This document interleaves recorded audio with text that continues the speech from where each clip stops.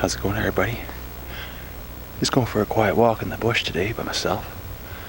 Actually haven't done it in a while. It's really nice. You know what? I'm not alone. There's all sorts of birds right now. That little grouse just scared the crap out of me. Oh, there's another one. It's been pretty cold the past week or so, and the sun's out today, so I think they're all coming out to warm up and feed while they can. Listen, listen.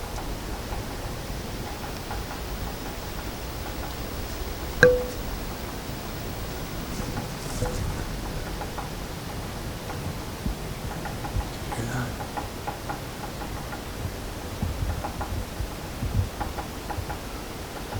There's a woodpecker up there somewhere.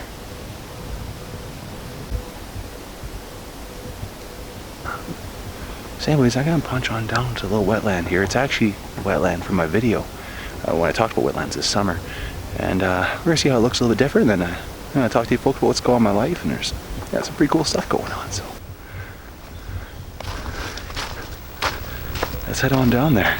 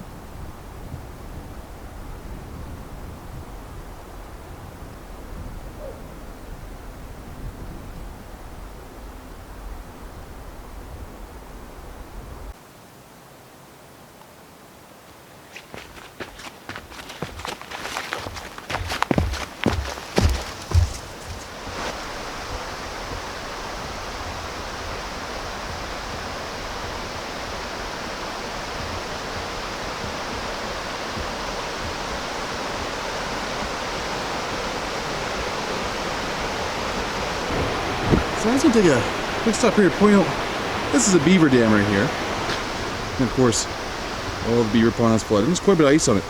But as you get closer to the beaver dam, there is less and less ice. So, if you're on a beaver dam, you're on a lake or a pond, and ice seems good, it's going to be bad anymore. It's most likely going to be bad close to the beaver dam where there's flowing water. So that's one thing to really be careful. It's almost nice to know what the body of water is like when it's thawed before it's frozen, so you can see what's below. This time of year is a great time to scope those things out too, because everything's changing and you can witness it yourself. Beautiful. I don't know if anybody watches Apator, but I bet you he'd be skating on that right now. Crazy guy.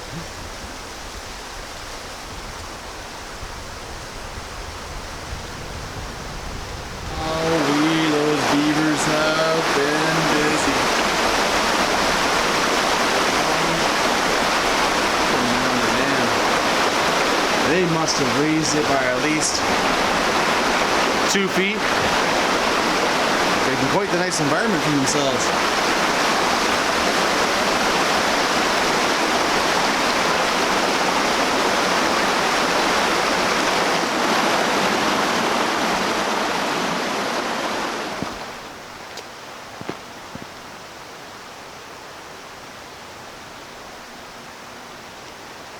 Wowee.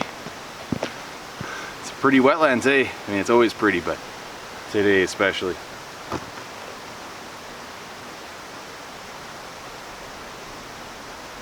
I like coming to this place.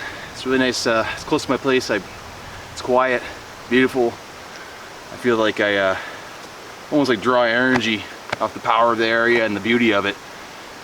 Helps me clear my mind. And I can do this, come here and do an hour-and-a-half hike and come visit this place, which is really nice. I can do it after work if I really want to. I'm gonna soak it in a little bit and we'll have a little chat.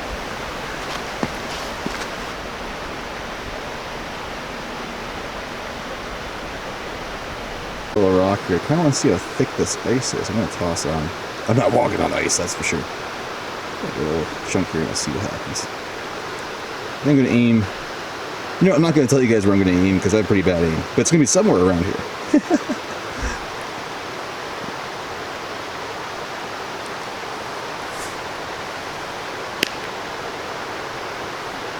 Huh. Let's try one more. This almost looks like a spearhead. And it's just a rock fractures, but.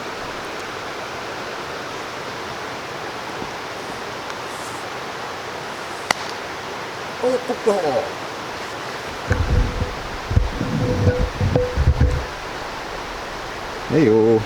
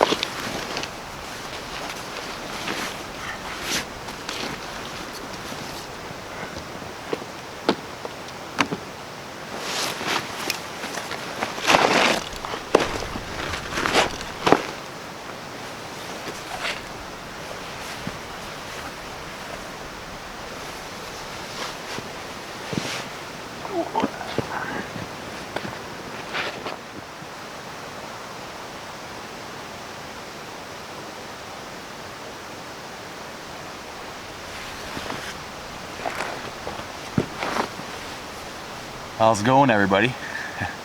It's been a crazy year.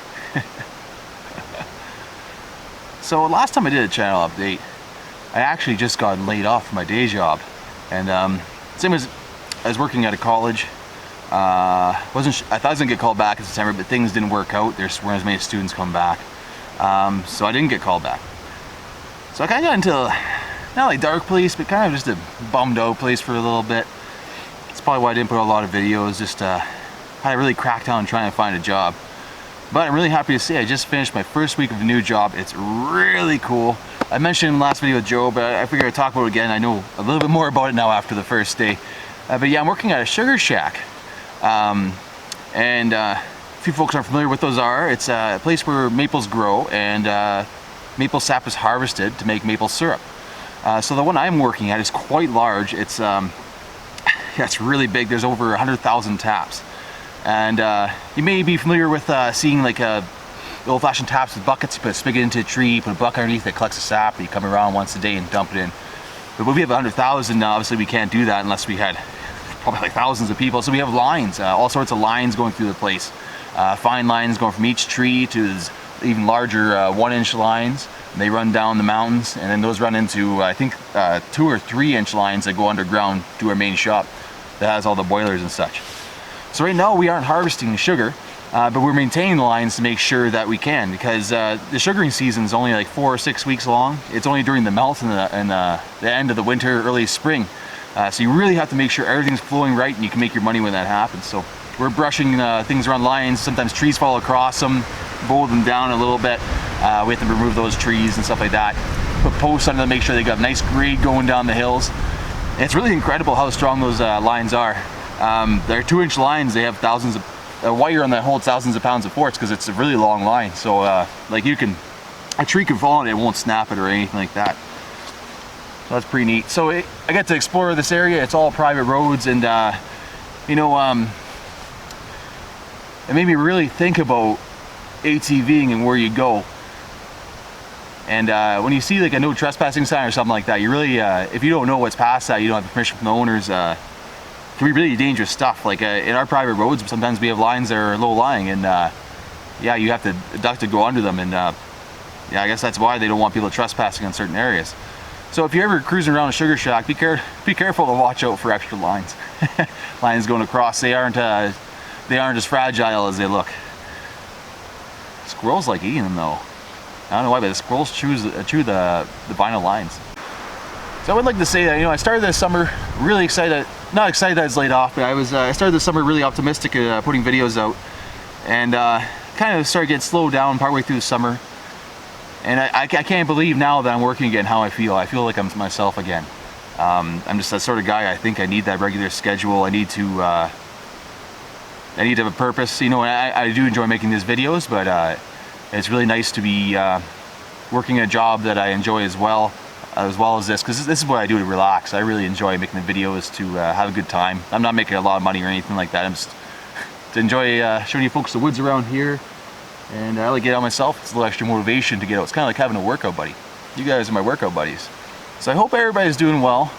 There's been a lot going on this summer, all over the world. I have family in the States and everything, and the election is going on. I'm not even going to touch on that, but I just know it's been stressful, and with everything with Corona going on, it's been stressful too. And I hope you're all doing well. Yeah, I don't know a lot of you in person, but I really do hope you are doing well. I've taken this year to try to care more about my neighbors and think more about people. I think we all have to do that. So with this new job, we have, I don't know, maybe like 20 square kilometers of taps that we have to maintain. So we have to use ATVs to get around. We have all these access roads going through, and now I've done some ATVing for fun, but this is something else. Oh, we got these awesome machines that keep them up in good shape, and when everybody's really careful and they know what they're doing. But we're like basically climbing cliffs with some of these ATVs. It's nuts to see what these machines can do, and what you can do if you operate them safely. The other day, I think I posted some pictures on Instagram, but we made it on top of a mountain that I've always wanted to see. It's along Highway 17. When I was a kid, I used to travel up north, and I'd see all these hills in the distance around the city, up along the highway, along the coast of Superior, and I remember wondering, what's on top of that? And what's on top of that? You know, what has anybody been up there before? And with this job, I'm actually exploring those hills, and it's really cool. Earlier this week, I got to see a lookout just overlooking my parents' place. They're a little bit behind the berm of an island, but I know if my dad had his ice shack out on Superior, I'd be able to see it from there. So that was really, really cool. I'm glad to be able to see it. It's a lot of work to get up there, but at least you get a little bit of a reward of a nice view. So filming's a little tricky this time of year. We have really short days where I am. I mean, it's not as short as the Arctic, but really, I think it gets, daylight is starting right about now. It's November, so sunrise happens probably around 8 a.m. and then sunset is probably around 4:50 p.m. right now. So there's really not a lot of light.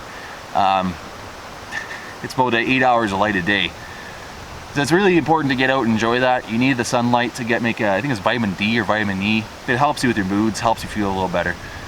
So I just want to see you folks, if maybe you guys are you know, stuck inside, or I know some people are stuck inside because things are locked down, but if you're able to just get in the backyard and get a little bit of that sunshine on your face for 30 minutes, it really makes a difference for me. It might make a difference for you too.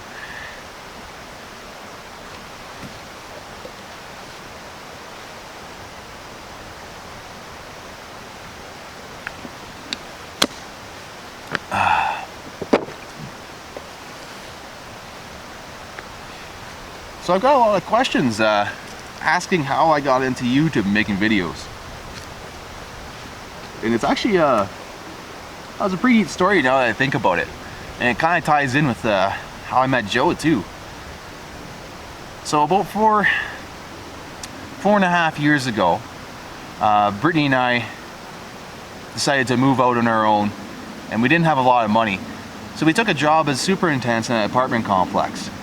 And basically we had a little bit of a cheaper rent, and a lot of our pay went to paying that rent, so we never really had to worry about it. I was working a full-time job installing furnaces, so Brittany kind of did the main part of the superintendent job, and I'd help her when I came back from work. It was a pretty good gig. It got us on our feet. We got to save up a little bit of money, but as time went on, well, initially we were on call every fourth weekend, so you could still go camping and doing stuff like that. But as time went on, things changed, and we ended up having to be on 24/7, 365 days a year. And it really made us think about what we value in our lives. So we decided to leave that job about a little after a year and get our own place. And I realized that I couldn't go without being in the bush. So at the time I started looking up hot tenting, and I wanted to make a stove out of an ammo box. And somehow that led me to Joe's channel. He was doing some hot tent videos. So I watched, I was like, this is cool. The internet got really cool. I wasn't paying attention. There's all this outdoor stuff on there. So I started following Joe, and then I saw this series come up. It was the French River Trip. It was Joe Robinette, Scrambled O, Doug Linker, it's called Doug Outside at the time, and Sean James, My Self-Reliance. And I watched the video, and all those guys made their version of the same trip, and they were all so different.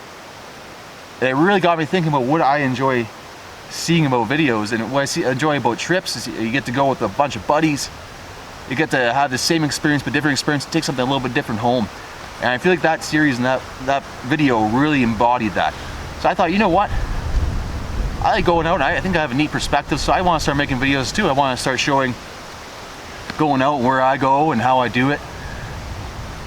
And yeah, so I started making videos, and it started really slow. They were really crappy. I thought they were, at least, compared to now. And I started making all these videos. Well, about a year into it, my girlfriend was working at a hotel, and I'd made her watch a few of Joe's videos. She enjoys them, but I made her watch a few. She's not as into him as I am. Anyways, Joe popped up, and she recognized him and said, hey, you that internet guy? And he blushed a little bit. He said, yeah, I am. She's like, well, my boyfriend's a huge subscriber. He makes videos from around here, and he'd love it if you checked out his videos. So Joe checked out a few. I sent him a message, and I said, hey, Joe, if you're in town, I think we should hang out and go film, or at least have a little chat. We'll go for a hike or something like that. And he got back to me and told me he's actually moving to the area, which is pretty neat. So I waited a couple months, and he moved here, and we went for a few hikes, and we got along really good. I felt like the nude guy for a long time, probably because I watched his videos. So yeah, we started hanging out. Now we're making videos together. And I'm making videos with Joe. I'm showing my perspective. And it's just neat. It's just really neat. You know, it's one of those things that I could have just played my mind with the idea, but I actually did it. And now I'm got good buddies. Me and Joe hang out all the time. You know, I've really learned how to use a camera. Learned a lot more about camping. I've gotten pretty fit from going hiking, and it's really brought me so much. And in fact, it helped me get my job I have now. It was kind of like having the ultimate portfolio for working in the bush. Like, oh, you don't have to believe what I write. Just look. You can see what I do. So yeah, it's really given me some blessings. So I want to say thank you. Thank you all for watching. Thank you all for subscribing. Thank you all for the kind words, liking the videos, tuning in, watch me on Shaw, watch me on YouTube. Really appreciate you folks. Thank you for your help, Rick. You've really helped me out a lot. You've helped pay some of my bills when I've been hurting. Thank you. And Joe, thanks, man. You helped me get some confidence. Help me validate what I'm doing. There's one more person I want to thank. I know it's the one person that's not going to be able to see my video.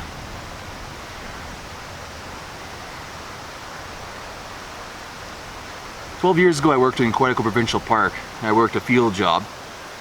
We'd be in the bush 10 days at a time. And what we were doing is we were tracking lake sturgeon with tracking meters in their bellies, finding out where they went in the lake, make sure they weren't migrating where they're planning on building a hydro dam further in that river system.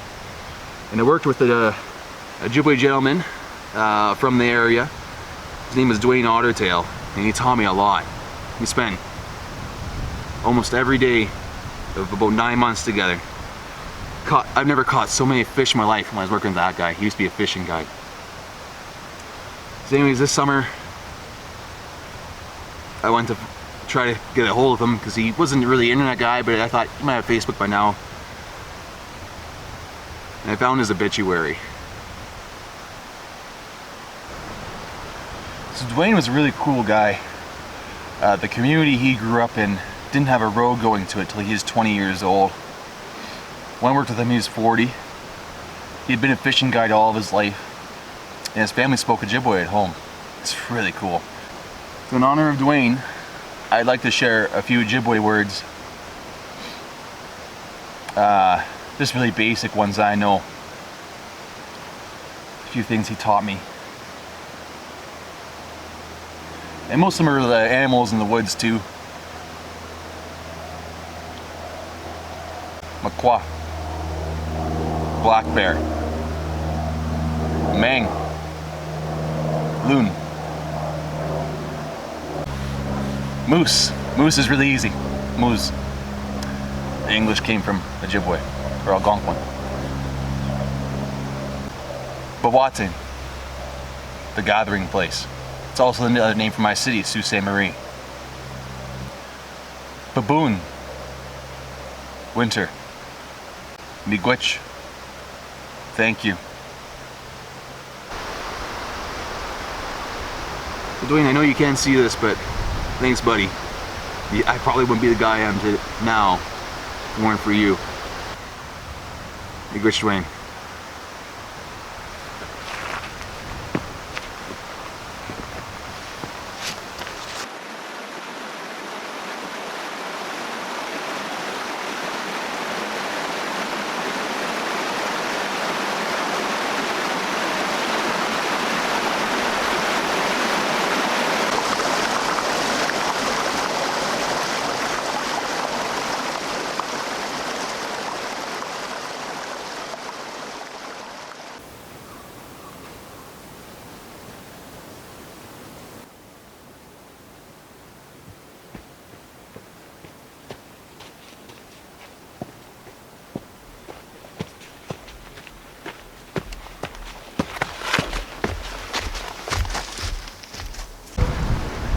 That's Canada. That's America. Twin Cities. Sault Ste. Marie. Used to be the same one.